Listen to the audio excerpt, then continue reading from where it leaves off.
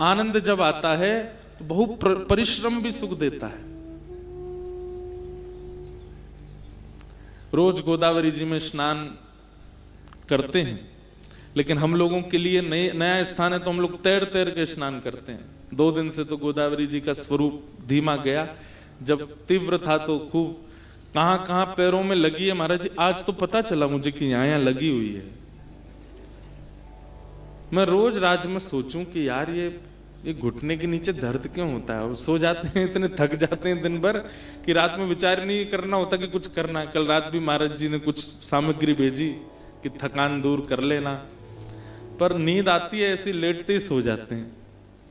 सुबह उठ करके उठा नहीं जाए, कभी पाँव से लंगड़ा होता है चलने में, कभी कमर ऐसी, क्योंकि भाई जल में आप इतना उछलोगे, कूदोगे, तैरोगे, भीतर जाओगे, बाहर निकलोगे। हमारी प्रकृति तो थल पर रहने की, जल में रहने की थोड़ी है। हम मछली थोड़ी है। अब भाई मछली जब थल पे आती तो तड़पती है ना, उसका प्रकृति नहीं है उसकी। आप जब जल में जाते हो तो वो आपकी प्रकृति नहीं है। वहां जब आप बहुत परिश्रम करते हो तो वो थल में किए गए परिश्रम 20 गुना ज्यादा हो जाता है जल में, तो थकान तो लगती है। लेकिन फिर भी इतना आनंद है। अगर यही स्थिति शरीर की यहां से अलावा कहीं और होती तो महाराज जी कथा के अलावा कुछ और करता नहीं। मैं बस कथा के लिए 3 घंटा के लिए बाहर निकल के आता और फिर चला जाता। लेकिन यहां इतना आनंद मिल रहा है। आज एकांत में मैं यहां पीछे भ्रमण कर रहा था, थोड़ा वन में विचार कर रहा था, ये आनंद मिल क्यों रहा है। ऐसा कुछ विशेष क्या है जिसके कारण इतना यहां आकर्षण, इतना यहां ठहराव, इतना यहां। सत्य बताएं तो घर से और संसार के व्यवहारों के फोन भी आते हैं, उठाने का मन भी नहीं होता। करनी पड़ेगी बात, बताना पड़ेगा कुछ। जबरदस्ती बता देता हूं कि मेरे कमरे में नेटवर्क की नहीं है, मैं बात ही नहीं कर सकता। मैंने कहा महाराज जी का दत्त धाम ऐसी जगह भैया यहाँ नेटवर्क नहीं आते। कोई ना कोई बहाना। तो ये संसार से जहां आप कभी बचना नहीं चाहते, वहां सहज ही आपका स्वभाव बन रहा है कि आप संसार के व्यवहार से बच रहे हो। ये कैसे संभव हो सकता है? निश्चित ही या तो हरि या हरिजन जिस भूमि पर विचरण करते हैं या बैठ करके साधन करते हैं और अपनी संपूर्ण साधना का फल उस क्षेत्र को प्रदान कर देते हैं, तभी ऐसा अनुभव होता है।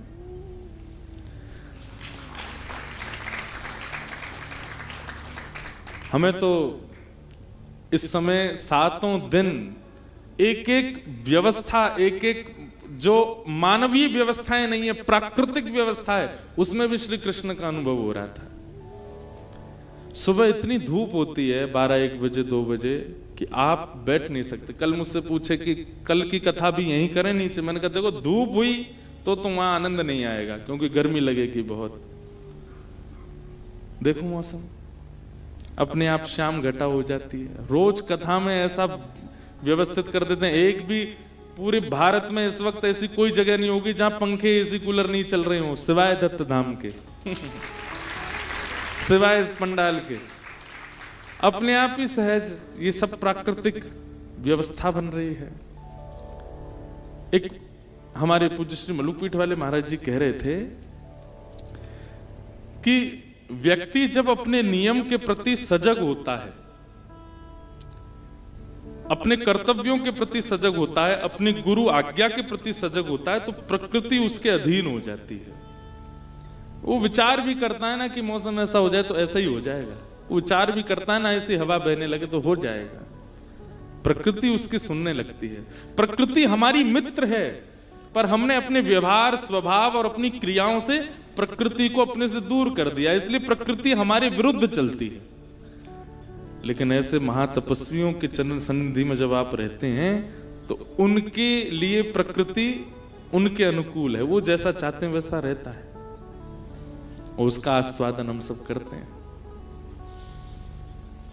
हमने तो पिछले 7 दिनों में प्राकृतिक रूप से, व्यवहारिक रूप से, व्यक्तिगत रूप से सामाजिक रूप से हर रूप में श्री कृष्ण का अनुभव किया। वृंदावन के अलावा कहीं और पहली बार इतना अनुभव ठाकुर जी का हुआ, वो यहां पर। अच्छा महाराज जी, इस अनुभव के लिए ठाकुर जी ने 1 महीना मोते तपस्या करवाई पिछले साल। पिछले वर्ष जब हम आए तब ठाकुर जी ने हमसे भी तप करवाया है यहाँ पे। तप का फल हमको इस बार मिला है। अब ठाकुर जी कह रहे हैं ऐसा रस फिर चाहिए तो फिर अगली बार फिर तप कर। अगली बार क्या होगा? अगली बार तप और रस दोनों संग होंगे। तप और रस। तप के साथ में सुख का संबंध नहीं होता। तप कहते ही उसी को है जहां सुख विरुद्ध क्रिया होती हो। पर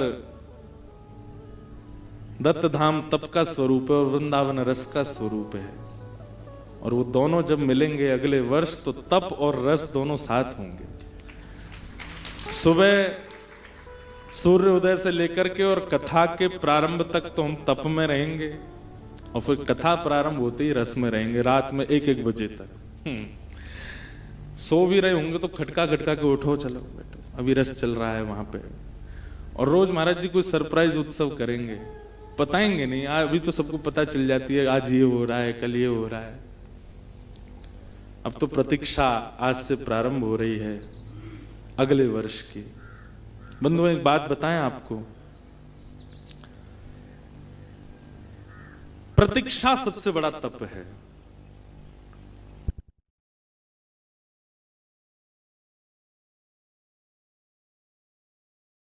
होगी, और अगले वर्ष 14 अप्रैल से 14 मई तक खूब आनंद होगा, खूब सुख होगा। देखते हैं क्या क्या ठाकुर जी लीला कराएंगे, सब ठाकुर जी पर अर्पित है। आज कथा का विश्राम दिवस है, और बहुत ऐसा भाव था कि लीलाएं श्रवण की श्री ठाकुर जी की, किशोरी जी की पिछले 7 दिनों में। आज वृंदावन की चर्चा करें थोड़ी, और वृंदावन रस चर्चा करते हुए वृंदावन के सप्त निधियों के भाव। वैसे तो हम यथा योग्य कथाओं में सुनाते रहते हैं कैसे कैसे ठाकुर हमारे वृंदावन के प्रकट हुए, पर फिर भी पुनः आज एक और आवृत्ति कर देते हैं कि हमारे वृंदावन के कैसे सप्त निधि हैं, और उन सप्त निधियों के आचार्य कौन हैं, और उन आचार्यों ने ऐसा क्या किया कि उनको ठाकुर जी प्राप्त हो गए।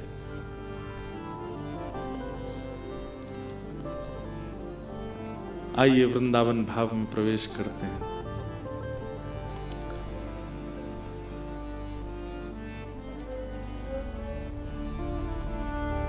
सप्त निधि हैं हमारे वृंदावन में। श्री गोविंद देव, गोपीनाथ, मदन मोहन, राधा रमण, राधा वल्लभ, जुगल किशोर और बांके बिहारी, ये सप्त निधि है।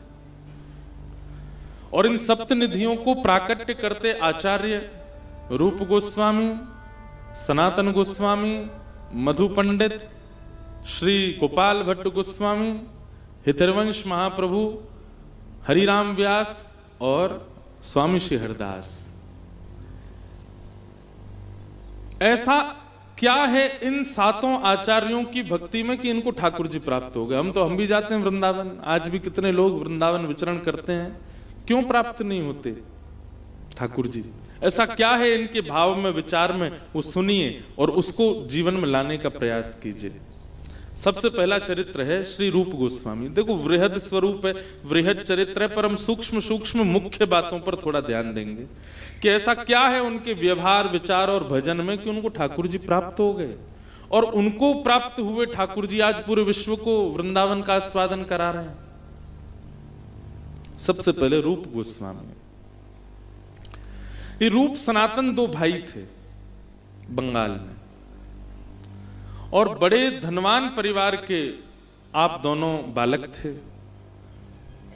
कई बार ऐसा भाव कथाओं में कहा जाता है, हमारे द्वारा ही कहा जाता है कि बहुसंपत्ति कई बार भक्ति से विमुख रखती है। लेकिन ठाकुर जी की इच्छा के आगे भैया सब नतमस्तक हैं। ठाकुर जी की इच्छा हो जाए, मैं तो गोविंद रा गुण गासूं, राणा जी रूठे तो मने काए करसी। मैं तो गोविंद रा गुण गासूं, राणा जी रूठे तो मने काए करसी। मीराबाई, क्या धन संपत्ति की कमी थी मीराबाई के पास? ऐसे कुल खानदान में जन्मी है मीराबाई और ऐसे कुल खानदान में ब्याही है मीराबाई, लेकिन ठाकुर जी की भक्ति, ऐसी अटूट भक्ति कि महाराज कलयुग में द्वापर युग की गोपियों का भाव प्रकट कर दिया श्री मीराबाई ने। तो एक बात हमारी बहुत ध्यान से सुनिए, विपरीत परिस्थिति के कारण अगर आप भक्ति मार्ग पर जुड़े हो तो ये आपने प्रयास किया है, लेकिन सब अनुकूल है और फिर भी आप भक्ति मार्ग में आ गए हो, ये ठाकुर जी की कृपा है। कोई घटना घटी आपके साथ और उस घटना ने आपको ठाकुर जी से जोड़ा, तो इसमें कहीं ना कहीं आपका प्रारब्ध और आपका भाव विद्यमान है, लेकिन सब कुछ था जीवन में।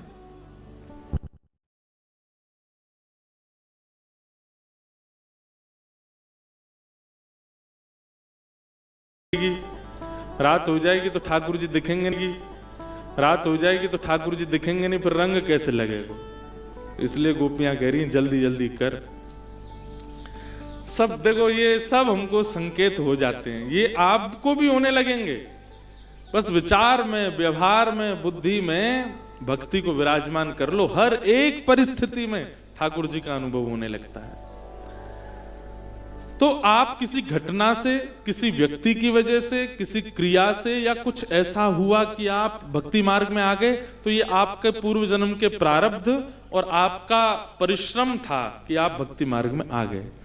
लेकिन कुछ भी नहीं हुआ जीवन में, कोई घटना नहीं घटी, सब व्यवस्थित है। कोई ऐसा आपने कोई बहुत डाउनफॉल नहीं देखा या किसी प्रकार का कोई व्यवहार ऐसा आपके साथ नहीं हुआ जिसके कारण आप दुखी हो गए, डिप्रेशन में चले गए और परेशान होने लगे और उसके बाद आपको भक्ति मार्ग अच्छा लगने लगा? कुछ नहीं हुआ, सहजता थी सब।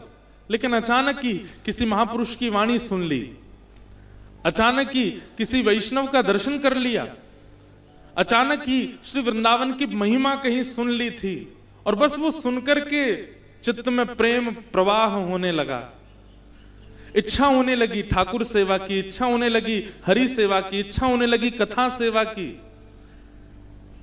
इसके लिए कुछ हुआ नहीं है आपके जीवन में, बस एक बार एक जैसे कहते हैं ना, धार बहती हुई जा रही थी और आप तो उसमें बस कूद गए, अपने आप वो धार आपको गंतव्य की ओर ले गई, ऐसा हुआ। उसके लिए कुछ आपने जीवन में देखा नहीं, तो समझो ये हरि कृपा है, ये भगवत कृपा है। और आज हमें बड़ी प्रसन्नता है, जो सोशल मीडिया सबसे ज्यादा बिगाड़ने का काम कर रहा है, आज कथाओं में सबसे ज्यादा युवाओं को लाने का काम भी वही कर रहा है। महाराज जी, पिछले वर्ष का भाव आपको पता है, स्वरूप आपको पता है, इस वर्ष का आप स्वरूप देखें, कितने युवा आते हैं, जबकि यहां आने का मार्ग भी थोड़ा दुर्गम है, यहां थोड़े शहर से दूरी भी है, और यहां नहीं, हम कहीं भी कथा होती है, इतने युवा आते हैं ना, तो इतना मन प्रसन्न होता है। बस मन में एक इच्छा जरूर रहती है कि ये किसी कारण से ना आया हो, ये अकारण आ गया हो क्योंकि कारण से आया होगा तो फिर वो भी भक्ति का स्वरूप अच्छा है। तो आप लोग बुरा नहीं मानना कि आप कोई कारण से आए हो तो यूं को, अरे यार हमारी तो कोई इज्जत ही नहीं है, हम कारण से आए हैं, हमको एक ठोकर लगी इसलिए हम आए, हमारे जीवन में ऐसा हुआ इसलिए हम आए, महाराज जी हमको तो कुछ समझ ही नहीं रहे। कारण से आए हो अच्छी बात है, पर कई बालक ऐसे मिलते हैं ना, कुछ नहीं महाराज जी, एक दिन ऐसे रील देखी, इतना अच्छा लगा, फिर हमने सर्च किया, कथा सुनी, भजन सुने, और फिर तो अब खूब सुनते हैं, सेवा करते हैं, ऐसा अच्छा लगता है। आप अकारण ही किसी भगवत वाणी से इतने आकृष्ट हो गए कि अब कथा प्रिय लगती है, अब सत्संग प्रिय लगता है, अब यहां नृत्य करना अच्छा लगता है, वैरागण भेष धारण करना अच्छा लगता है, भगवत सन्निधि में रहना अच्छा लगता है, प्रसाद पाना अच्छा लगता है, नीचे जमीन पर बैठना, दंडवत प्रणाम करना अच्छा लगता है। भगवत कृपा है। तो सब कुछ अनुकूल है, और उस अनुकूलता में किसी महापुरुष की वाणी आप सुन लेते हैं, किसी वैष्णव की वाणी आप सुन लेते हैं और आपके चित्त में अपने आप ही प्रेम प्रवाह होने लग जाता है, तो इसमें बहुत बड़ा योगदान यही मानिए ठाकुर जी चाहते हैं, इसीलिए आप भक्ति मार्ग में आ रहे हो। और वही हुआ रूप सनातन गोस्वामी के साथ। ऐसे परिवार के आप दोनों बालक थे। उस जमाने में हजार वर्ष के आसपास के अंतराल के अंदर किसी भी प्रकार की विपरीत अवस्था आप दोनों ने नहीं देखी थी। केवल महाप्रभु चैतन्य के वचनामृत सुन लिए, और उन वचनामृतों को सुनकर के ऐसा त्याग, ऐसी विरक्ति, ऐसा भाव मन में आया कि बस अब चलें वृंदावन। बन के जोगन डोलत ब्रज में, पीवत यमुना जल को, मेरो मन वृंदावन में अटको, मेरो मन हरि चरणन में अटको, मेरो मन वृंदावन में।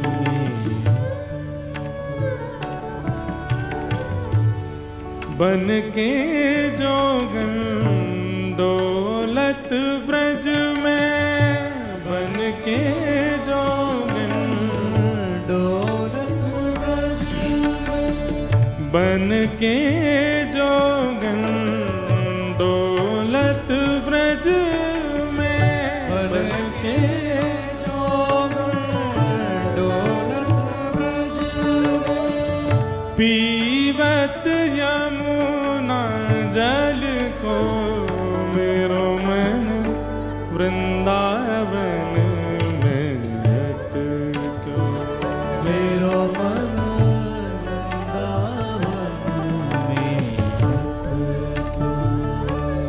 ओ मेरो मुझ में कुछ ना मोहन, मेरो मुझ में कुछ ना मोहन, तेरी मिट्टी तेरो कण कण, तेरी मिट्टी तेरो कण कण, वृंदावन की कुंज गलिन में, वृंदावन की कुंज गलिन में, वृंदावन की कुंज गलिन में, वृंदावन की कुंज गलिन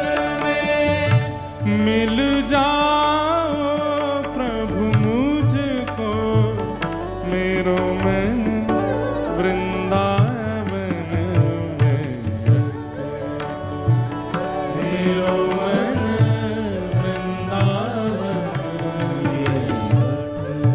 मेरो मन हरि चरणन में अटको, मेरो मन हरि चरणन में। रूप सनातन गोस्वामी महाप्रभु चैतन्य की वाणी सुनकर के ऐसे प्रेम विह्वल हो गए, निकल पड़े वृंदावन।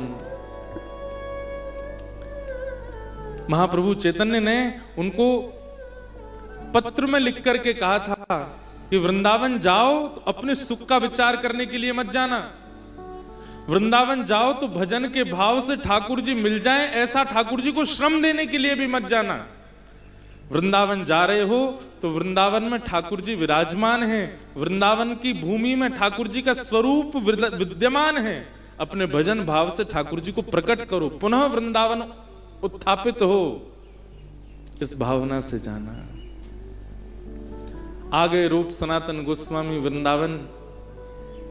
सनातन गोस्वामी तो मथुरा में रहने लगे, रूप गोस्वामी वृंदावन में। दूर दूर क्यों रहने लगे? क्योंकि भैया भजन में एकांत ही चाहिए। दो भी होंगे तो बातें करोगे। देखो एक बात हमारी याद रखिएगा, सफर में हमेशा 4 लोग साथ जाओ तो मन लगा रहेगा। लंबा सफर है तो 4 लोग जाओ। भोजन में 3 लोग बैठो साथ में तो अच्छा।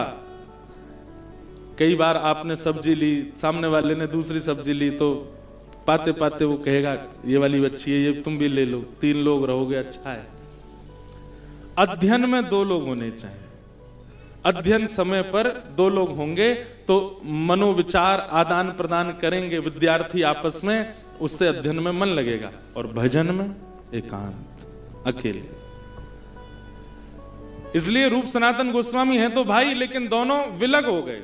उन्होंने वृंदावन चुना, उन्होंने मथुरा चुना, और दोनों यमुना तट पर बैठ गए।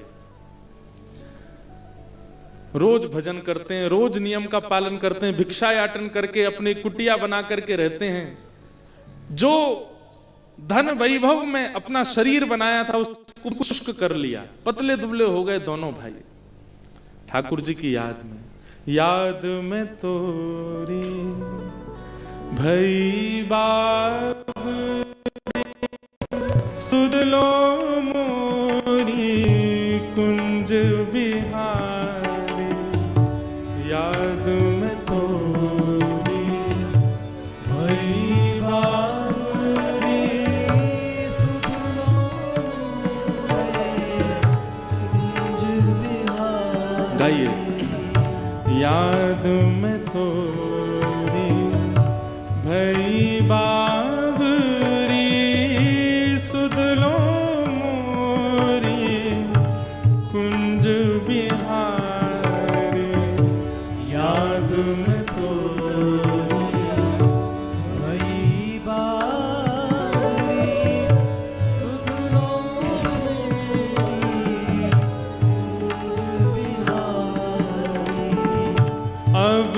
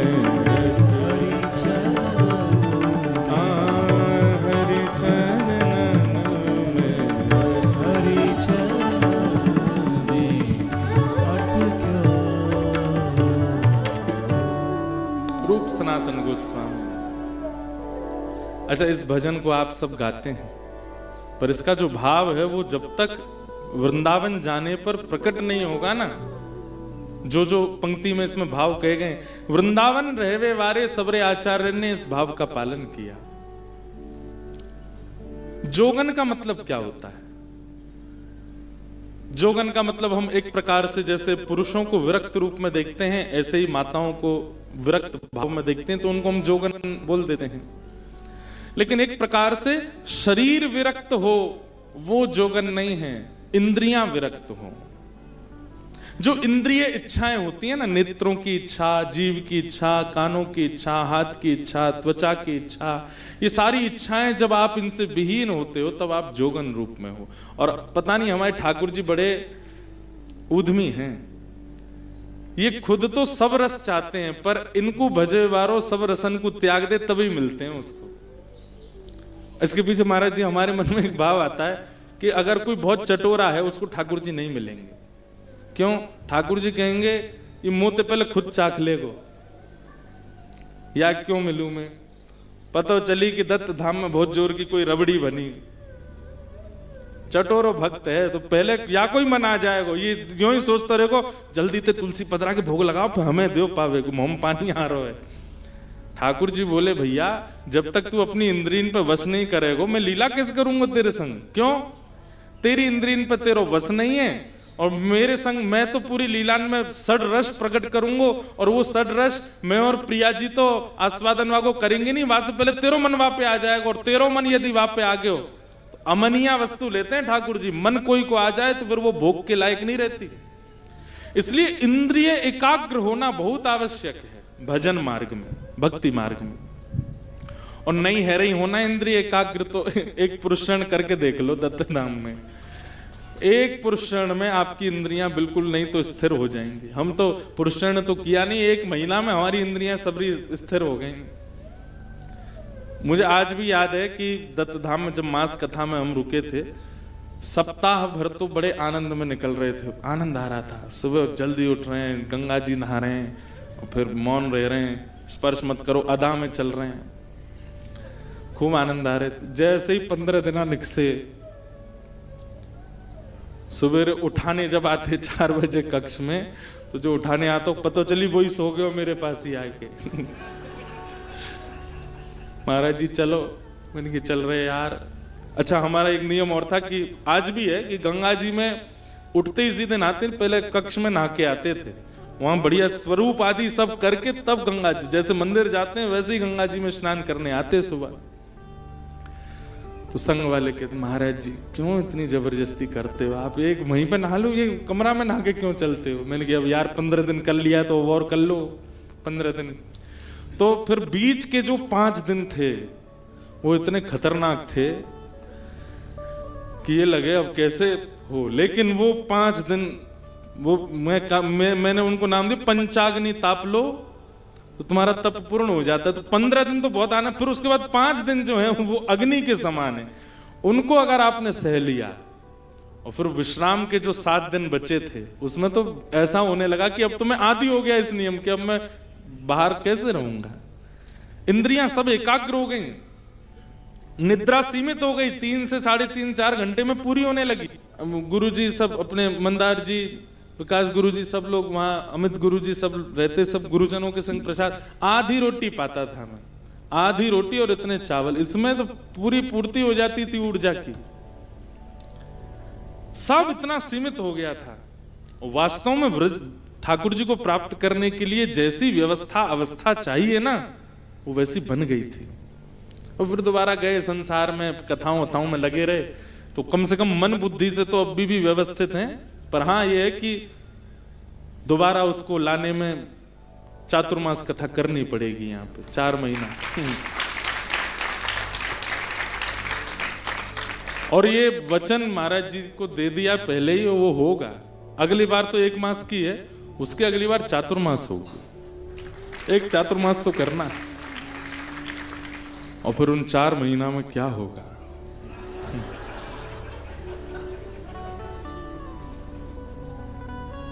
कितने भागेंगे, कितने बचेंगे हमारे संग के परिकर के सब पहले कहते हैं महाराज जी आपको तो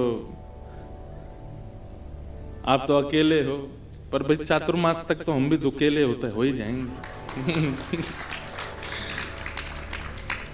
तो विषय पे आओ भाई, क्या कह रहे थे हम? हाँ,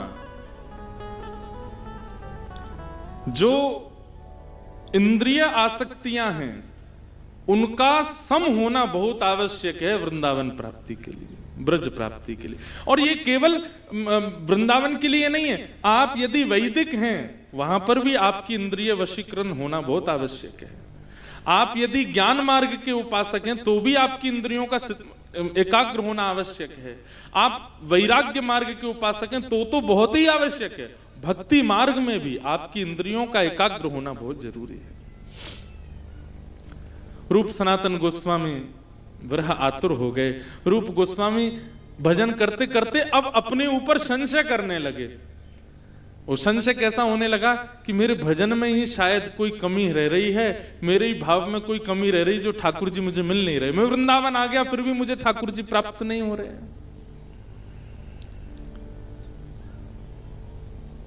अब आओ मेरे प्राण प्यारे, अपना हो या जन को मेरो मन वृंदावन में। एक बात सुनिएगा, बिना साधन किए पहले ही हम लोग ये बात कहने लग जाते हैं कि ठाकुर जी अब कब मिलोगे, इतने दिन तो हो गए।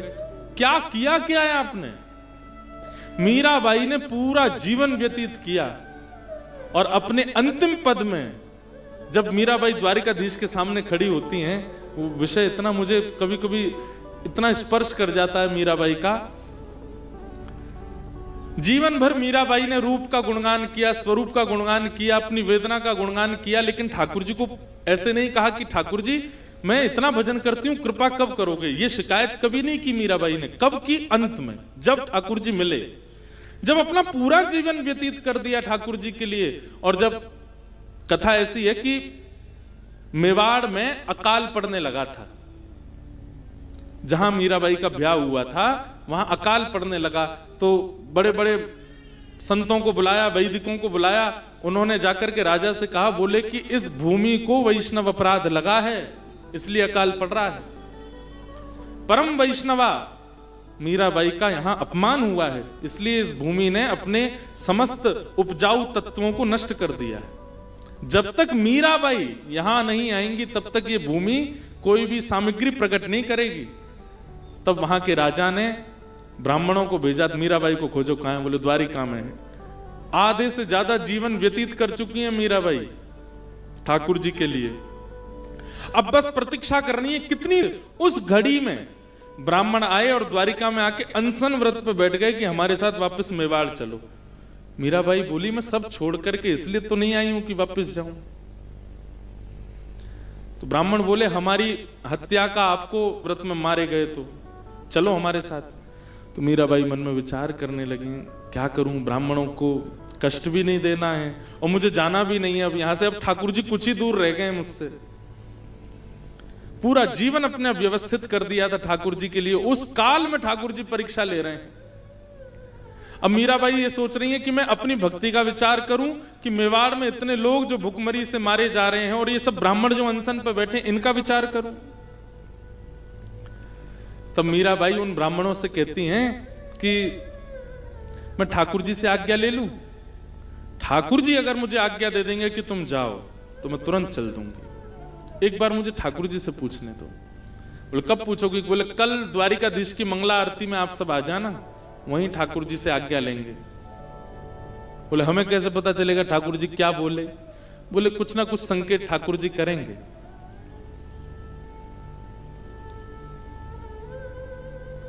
रात भर मीराबाई सोई नहीं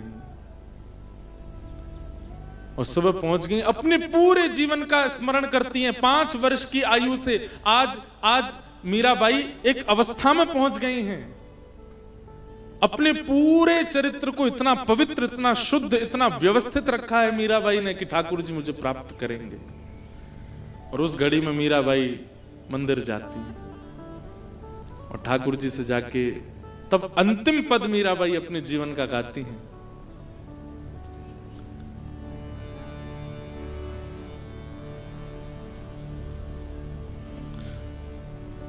हरि जी सुध ज्यों जानो सो लीजो, हरि जी सुध ज्यों जानो सो लीजो, हरि जी सुध ज्यों जानो सो लीजो, हरि जी सुध ज्यों जानो तो लीजो। हे हरि, मैं तो अपना पूरा जीवन आपको प्रदान कर चुकी हूं, अब आपके चरण में खड़ी हूं, अब आपके ऊपर है, आप जैसे चाहो वैसे मेरी सुध लो। मुझे बताइए कि अब मैं क्या करूं, मुझे वापस जाना चाहिए कि नहीं, रुक जाना चाहिए, क्या करूं मुझे बताइए। और तब मीराबाई अपने पद की अंतिम पंक्ति में गाती हैं, हरि जी मिल बिछुड़न मत दीजिए। अब मैं बहुत समीप आ चुकी हूं आपके, अब मेरे जीवन का ये अंतिम समय चल रहा है, मैं इतना सब कुछ त्याग करके आपके पास आ चुकी हूं, अब मुझे वापस जाने के लिए ये सब ये आप नाटक मत करवाइए कि मेवाड़ में वहां पर आपने भुखमरी कर दी, ब्राह्मणों को अनशन पर, ऐसा मत कीजिए नाथ। मिल बिछुड़न मत दीजिए। जैसे ही मीराबाई ने अपने पद में कहा मिल बिछुड़न मत दीजिए, अब मिलने की बारी, अब बिछुड़ने मत दीजिए, अब वापस मुझे वहीं मेवाड़ मेड़ता आदि सब संसार में मत भेजिए नाथ। उसी समय एक दिव्य तेज प्रकट हुआ, श्री द्वारिकाधीश सचल प्रकट हो गए। और सचल कैसे प्रकट हुए? द्वारिकाधीश दुल्हा बन करके आए। जबकि मंगला में ठाकुर जी की पोशाक बहुत हल्की होती है, लेकिन तुरंत ठाकुर जी सेहरा पहन करके, बढ़िया सुंदर अचकन धारण करके, गले में सुंदर मालाएं पहन करके, क्योंकि मीराबाई ठाकुर जी को दुल्हा रूप में ही देखती थी। और एक दिव्य तेज प्रकट हुआ और श्री मीराबाई द्वारिकाधीश में विलीन हो गए। ये बात हमने पूरी क्यों सुनाई? इतना इन्वेस्टमेंट किया था भक्ति में, तब जाकर के अंत में मीराबाई ने शिकायत की कि इतना मैंने किया, अब क्यों मुझे आप अपने से दूर कर रहे हो। हम लोग 6 महीना की भक्ति में ठाकुर जी को टोकने लग जाते हैं, ठाकुर जी इतना सब नियम करते हैं, सुबह जल्दी उठ जाते हैं, कथाएं सुनते हैं, इतना भजन करते हैं, 2-2 लाख नाम जप करते हैं महीना भर के, आप फिर भी कृपा नहीं कर रहे हो। आपको अधिकार दिया किसने इतनी शिकायतें करने का? क्या आपने इतना दिया है ठाकुर जी को? रूप गोस्वामी ने अपना पूरा जीवन व्यवस्थित कर दिया वृंदावन में। अपने धन धान्य से जो शरीर बना था, जो वैभव प्राप्त, सब कुछ बिल्कुल शुष्क हो गया था शरीर। रुदन करने लगे और मन में विचार करने लगे कि मेरे भजन में ही कोई कमी होगी जो ठाकुर जी मुझे नहीं मिल रहे हैं। ठाकुर जी आप हो तो इसी वृंदावन में, लेकिन मेरे भजन साधन में कोई कमी है जो आप मुझे नहीं मिल रहे। यही सोच सोच के अपना भजन बढ़ाने लगे, अपनी व्याकुलता तीव्र करने लगे। 24 घंटे में 20 घंटा कम से कम ठाकुर जी का स्मरण प्रारंभ कर दिया। बाकी के बचे 4 घंटों में अपना व्यवहार, निद्रा, स्नान और ये सब 4 घंटे में ही कर लेते थे। ऐसा व्यवस्थित होकर के एक दिन भाव विह्वल होकर के, व्याकुल होकर के श्री रूप गोस्वामी रुदन करने लगे, ठाकुर जी मुझे कब मिलोगे आप? और तभी रूप गोस्वामी देखते हैं एक नन्हा सा बालक दिखाई दे रहा है। बालक तो बहुत देखे, लेकिन इस बालक के प्रति एक विशेष प्रकार का आकर्षण हो रहा है। रूप गोस्वामी समझ गए। बंधुओं देखो, कथा, भक्ति, भजन केवल आपको मानव अच्छा नहीं बनाता है। कल को अगर ठाकुर जी रूप बदल के आपके सामने आके, पहचानोगे कैसे? ये बुद्धि भी कथा प्रदान करेगी आपको, ये बुद्धि भी सत्संग प्रदान करेगा। कल को अगर ठाकुर जी आपके सामने आ गए, आप कैसे पहचानोगे? ये जागृत व्यवस्था बुद्धि की, नेत्रों की, ये भी सत्संग प्रदान करता है। उस बालक के प्रति विशिष्ट आकर्षण देखकर के रूप गोस्वामी समझ गए कि ये बालक सामान्य नहीं है। उसके पीछे दौड़ने लगे। तभी वो बालक एक गऊ के पास गया और वहां अदृश्य हो गया।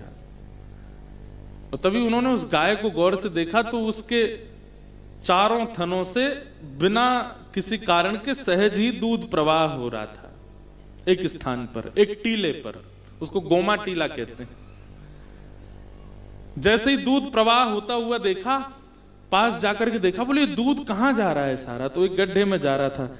भीतर से जब उस गड्ढे को खोल करके देखा तो हमारे वृंदावन के प्रथम निधि श्री गोविंद देव जी वहीं से प्राप्त हुए।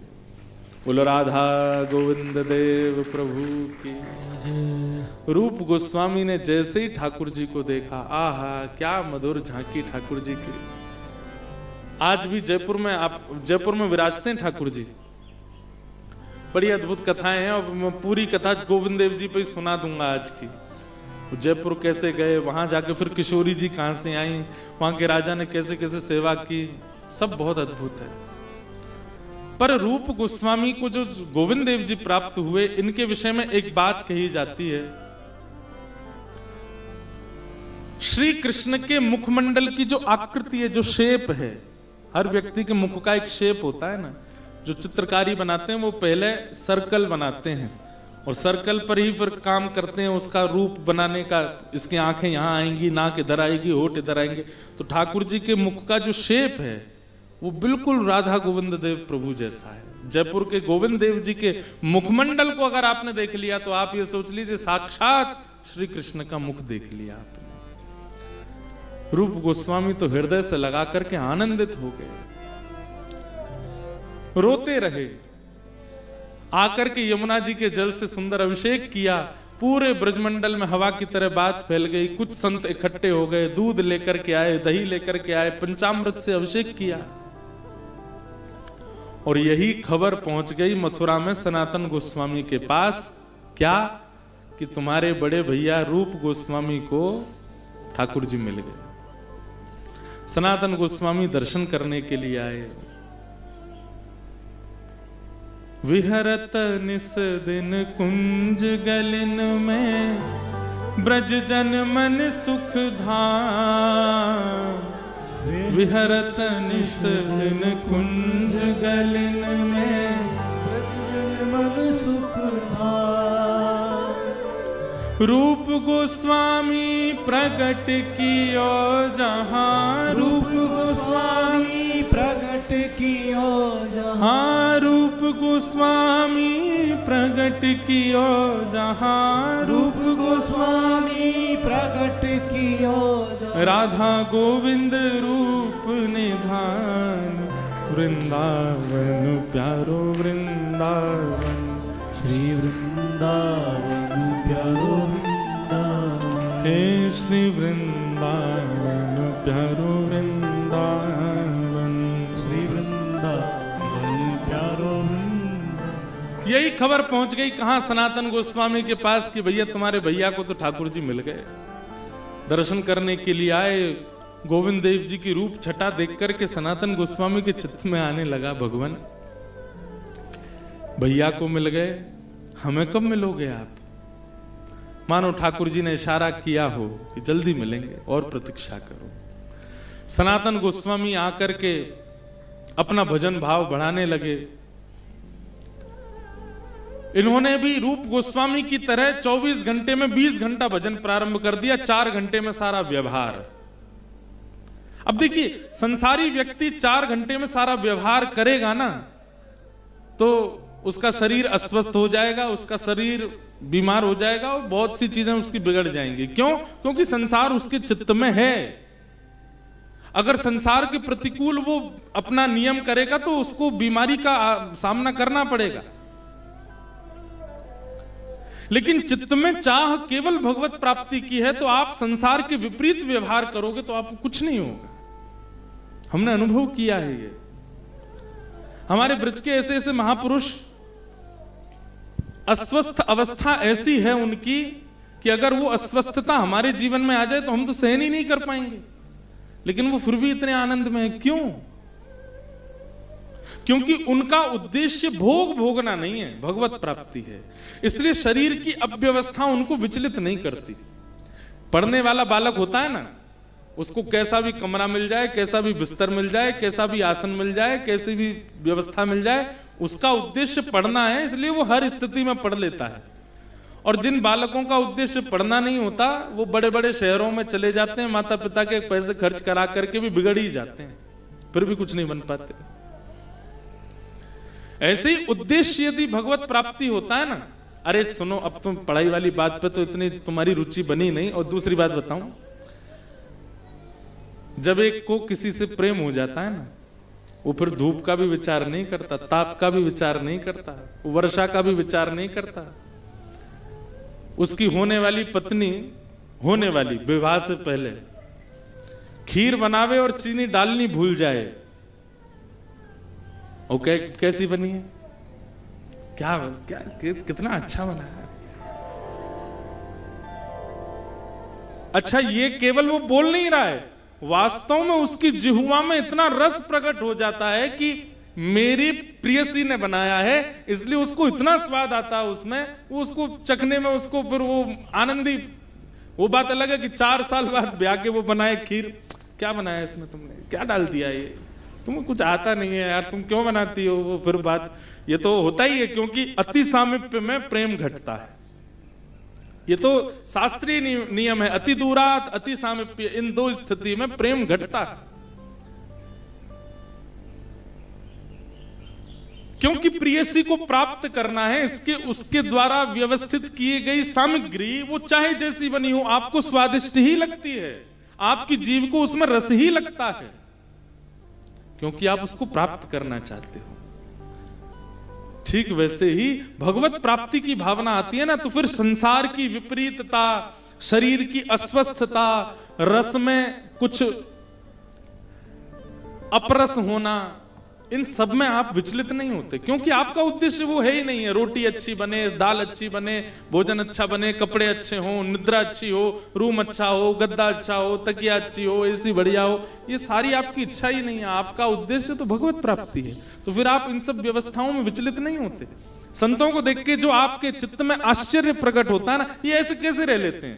हमारे महाराज जी कितने वर्षों से मौन है,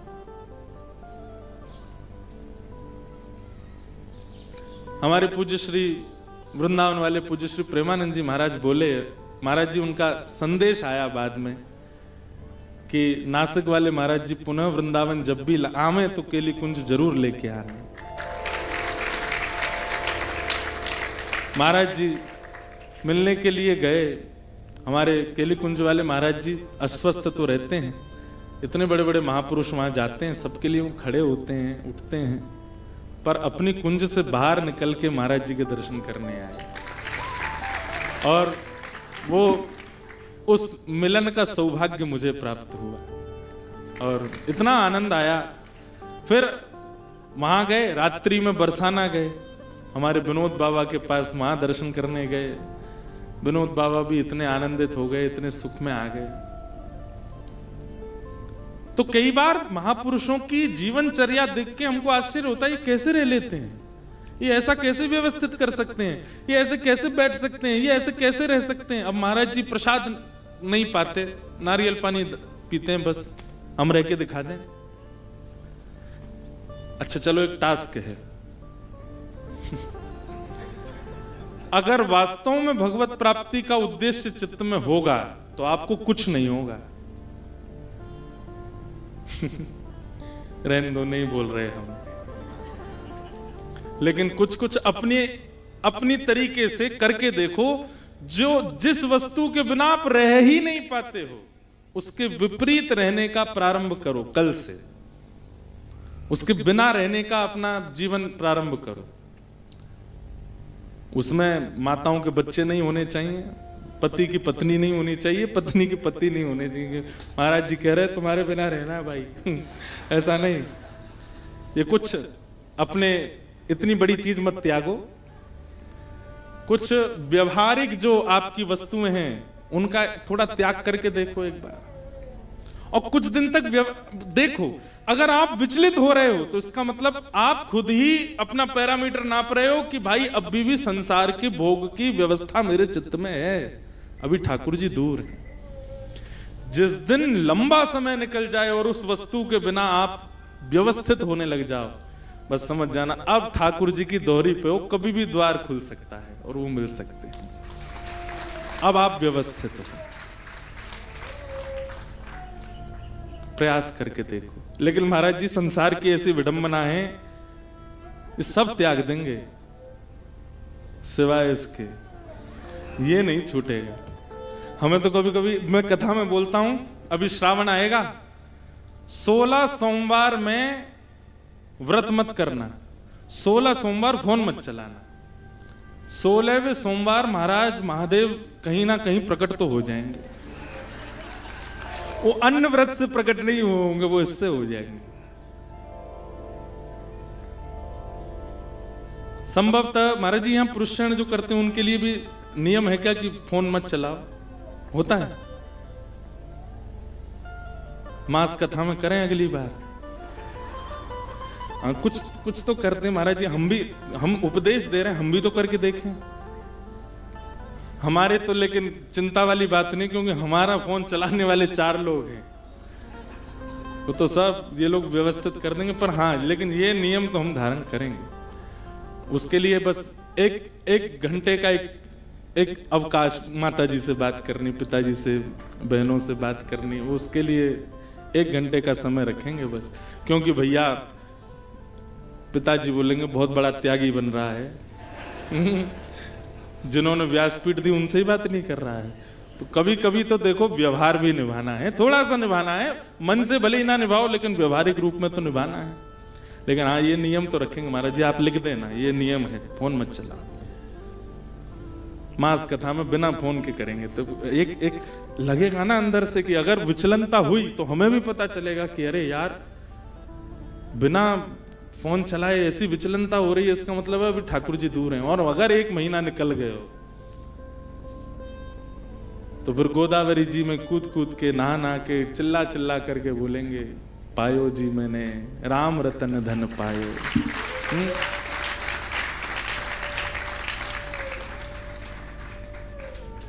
क्यों? कि उस व्यवस्था के बिना हम रह लिए, जिस व्यवस्था के बिना एक क्षण रहना भी मुश्किल होता था। ये पैरामीटर है इस बात का कि ठाकुर जी से मिलन के लिए अभी आप परिपक्व हुए कि नहीं। अगर वो परिपक्वता नहीं आ रही है, अगर विचलनता हो रही है, मैं तो कहता हूं एकादशी मत किया कीजिए अगर किसी और को खाते हुए देख के आपको तड़फन होती है तो। हाँ, ये सत्य बात है। अगर कोई और भोजन कर रहा है और आप मेरे सामने मत करो, दूर जा, तेरा देख के मेरा मन होता है, ये एकादशी है। एकादशी का मतलब तो ये होता है कि एकादशी आप उत्साह में करो, आप आनंद। अब देखो भाई लोग इस बात से रिलेट करेंगे, करवा चौथ वाले दिन माताओं का व्रत रहता है। हमारे उत्तर भारत में तो मनाते हैं, यहाँ पे मनाते हैं कि नहीं पता नहीं। यहाँ पे कौन सा तिथि मनाते हैं? मनाते हैं हाँ? वट पूर्णिमा। अब उस दिन पत्नी व्रत करती है कि पति की आयु लंबी हो, लेकिन पत्नी सुबह से ही रो रही है, कब होगी, कब चंद्रमा निकलेगा, कब मुझे खाने को मिले, कब। पति कहता है इतना काय को तुम मरी जा रही हो, खा लो कुछ। मन में उसका नहीं, वास्तव में इसीलिए आयु लंबी नहीं हो पा रही है, क्योंकि व्रत तो सुबह ही टूट जाता है। देखिए, सेवा में, कथा में, व्रत में अगर उत्साह नहीं है तो वो व्यर्थ है। आप कथा केवल इसलिए सुनते हैं 4 घंटा निकाल लें हमको, तो व्यर्थ है आपका बैठना। आप व्रत इसलिए करते हैं कि कब द्वादशी लगे, कब हम पावे। कई लोगों को एकादशी की प्रारंभ तिथि से इतना मतलब नहीं होता, द्वादशी कितने बजे लग रही है, पारना कितने बजे करना है, महाराज जी ये बता दो, क्यों खाना है कुछ नहीं। उत्साह तो सांसारिक व्यवहार से विपरीत यदि आपका शरीर निर्वहन कर पा रहा है तो इसका मतलब है आप भगवत मिलन के समीप हो। और वहां यदि संभव नहीं हो पाता है आपसे तो फिर और प्रयास करो, और नाम जप करो, और कथा सुनो।